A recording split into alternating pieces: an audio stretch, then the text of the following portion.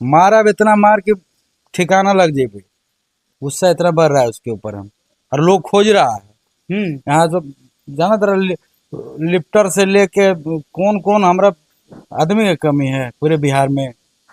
बिहार से झारखंड और झारखंड से उत्तर प्रदेश तक खोज के मारेगा आदमी। जो गंदा काम कर रहा है, जो एकदम उल्टा पुल्टा जो हम देख रहे हैं एक दूगो के, वो करते हिसाब किताब धइल है एकदम। हाँ, कोई बचाएगा नहीं, जितना उछल ले टारगेट में आ गया। आ चुका है। हम कुछ ना करब, हमारा आदमी चारों तरफ ने भर। जय भीम नमो विधायन दोस्तों, फैन न्यू वीडियो के संग अच्छे वीडियो में बन रहे वीडियो को पूरा लास्ट तक दीजिए। दोस्तों, गुंजन सिंह विकास राव को लाइव आकर मारने की धमकी दे रहे हैं। जी हाँ दोस्तों, अपना लोग से मरवाने के लिए। तो हम गुंजन सिंह से यही बोलने वाले हैं, आइयो मुकाबला हो ही जाते हैं। जो आप लोग कम चमार के बुझ रहे हैं का धांस देंगे कि बरियार धांसेंगे।